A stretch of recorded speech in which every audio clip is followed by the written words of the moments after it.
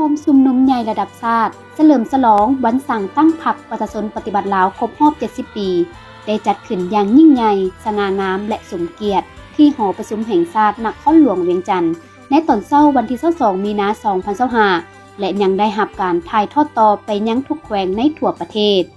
ในพิธีสหายทองลุ้นศรีสุริตเลขาธิการใหญ่คณะบริหารงานศูนย์กลางพรรคประธานประเทศแห่งสาธารณรัฐประชาธิปไตยประชาชนลาวได้กล่าวสุนทรพจน์ในพิธีที่มีเกียรติสง่านี้ว่าในโอกาสอันสง่าราศีนี้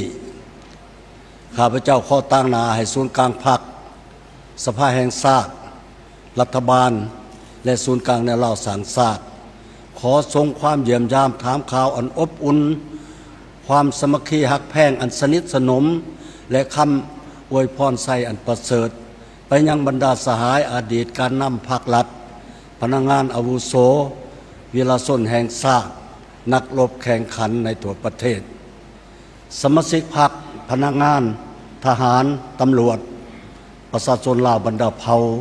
และพี่น้องเชื้อสายลาวที่อาศัยอยู่ต่างประเทศจงมีสุขภาพเข้มแข็งมีความผาสุกและประสบผลสำเร็จในการปฏิบัติหน้าที่เวียงงานและการดำเนินชีวิตของตนทุกๆคนมาณโอกาสนี้ด้วย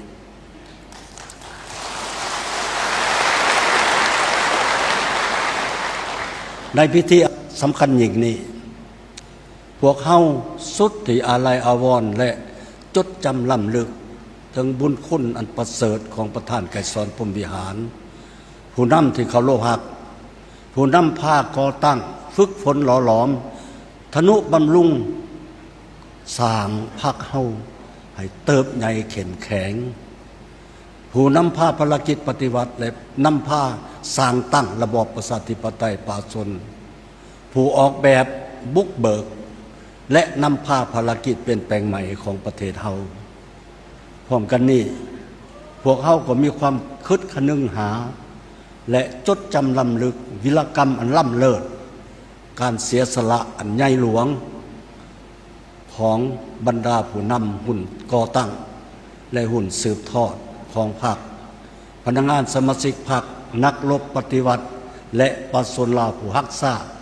ที่ได้อุทิศเลือดเนื้อเหือแห้งเขาในภารกิจปฏิบัติเพื่อความเป็นเอกราชแห่งชาติอิสรภาพและความสมบูรณ์ผลสุขของประเทศและประชาชนลาวในระยะที่ผ่านมาข้าพเจ้าขอเยี่ยมเชิญบรรดาสหายที่เข้าร่วมพิธีทั้งอยู่ที่นี่ได้กำลังร่วมพิธีดังกล่าวนี้อยู่ทุกแขวงในทั่วประเทศจงลุกขึ้นก้มหัวไหวอะไรถึงดวงวิญญาณของบรรดาสหายผู้ล่วงลับไปขอเชิญ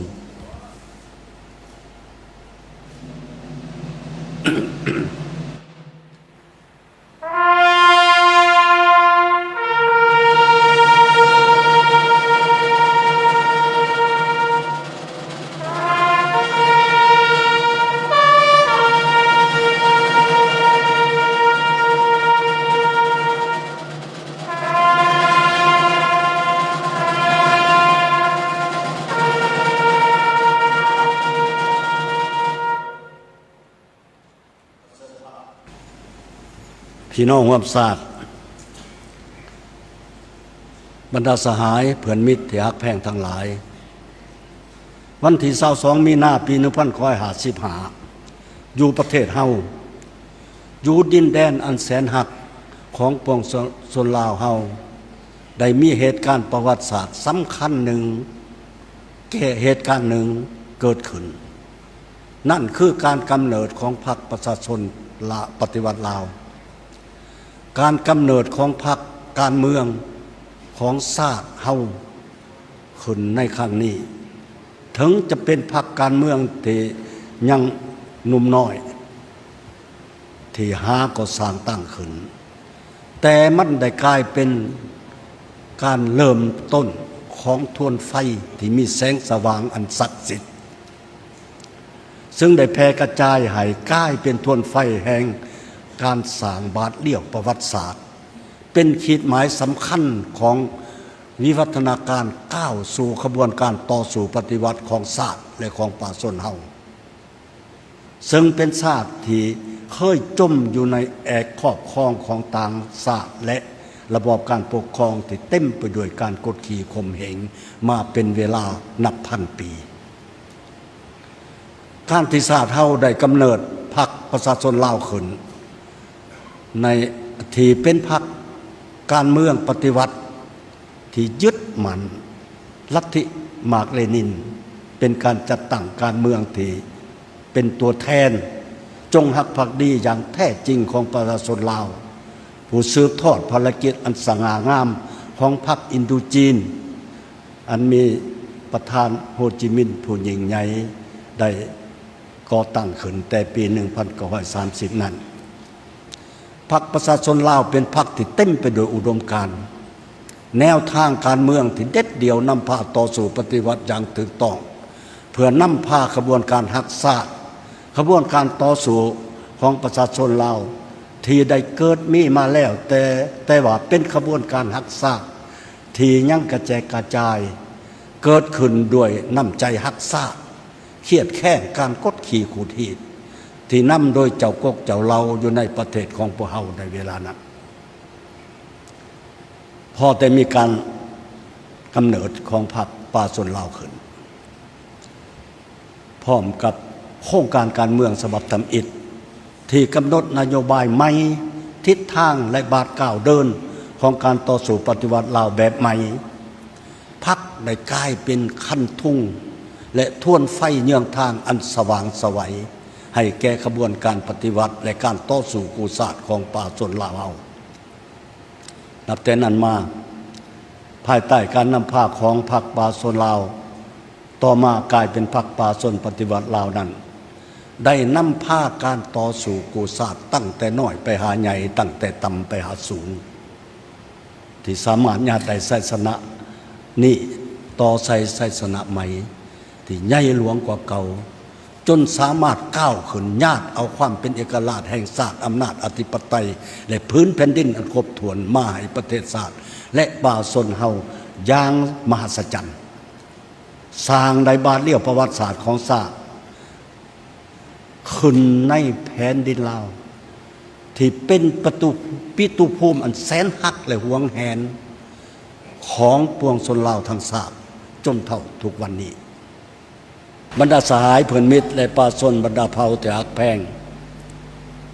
เพื่อสืบต่อเสริมขยายภารกรรมประวัติศาสตร์อันยิ่งใหญ่และการสืบต่อภารกิจปฏิวัติของพรรคเฮาให้ดำเนินไปด้วยความนักแน่นและมีไสข้าพเจ้าขอตั้งหลายศูนย์กลางพรรคการนำของพรรคและรัฐขอเหียกห้องมายังบรรดาสหายคณะพรรคคณะนำแต่ละขันพนักงานสมาชิกพรรคนักรบปฏิวัติจงพร้อมกันออกแห่งทนุบำรุงปรับปรุงก่อสร้างพรรคยกสูงมนจิตปฏิวัติความสามารถนำพาเพิ่มทวีความรับผิดชอบการเมืองของทุกการจัดตั้งและทุกสหายให้สูงขึ้นทั้งบุกบื้นสู่ส้นเฮ็ดสำเร็จหน้าที่เวียงงานที่พรรคและรัฐมอบหมายให้สมกับความไว้เนื้อเชื่อใจของประชาชนขอเหี่ยวข้องมายังประชาชนลาวบรรดาเผ่าจงออกแห้งแข่งขันกันเสริมขยายจิตใจรักษาปฏิบัติสิทธิ์เป็นเจ้าประเทศชาติอย่างแข็งแรงและเป็นเจ้าการและเข้าร่วมติดตามกวดกาและช่วยเหลือตำหนิติชมต่อการเคลื่อนไหวปฏิบัติหน้าที่ขององค์การจัดตั้งพรรคก็คือสมาชิกพรรคพนักงานรัฐกรอย่างเป็นปกติช่วยพรรครับเสริมขยายจุดดีดัดแปลงจุดอ่อนแก้ไขจุดบกพร่องให้มีการเปลี่ยนแปลงใหม่นับมือนับเข้มแข็งขึ้นจางบ่หยุดยั้งพรรคเฮาถือเอาบทเรียนล้ำค่าของการผ่านพากับสิ่งท้าทายทดสอบนานาประการผ่านมานั้นให้เป็นอาวุธเป็นกำลังใจในการปฏิบัติหน้าที่ปฏิบัติภารกิจของตนที่ประชาชนมอบหมายให้ เพื่อเฮ็ดให้ประเทศชาติอันแสนฮักและห่วงแหนของพวกเฮาได้รับการปกปักรักษาและที่พวกเขาได้สร้างขึ้นโดยความเสียสละอันใหญ่หลวงเต็มไปด้วยวีรกรรมอันล้ำเลิศของบรรพบุรุษเฮาและการนำของพรรคเฮาแต่ละรุ่นแต่ละยุคพรรคและรัฐเฮาและป่าชนเฮานั่นได้ต้องได้มีหน้าที่ปกปักรักษาและทนุถนอมไว้พวกเฮาจะพร้อมกันพัฒนาเฮ็ดให้ปิตุภูมิอันแสนฮัก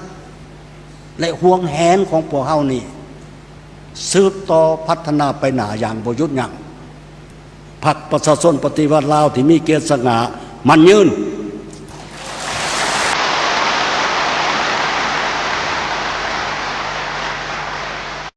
ขอบใจ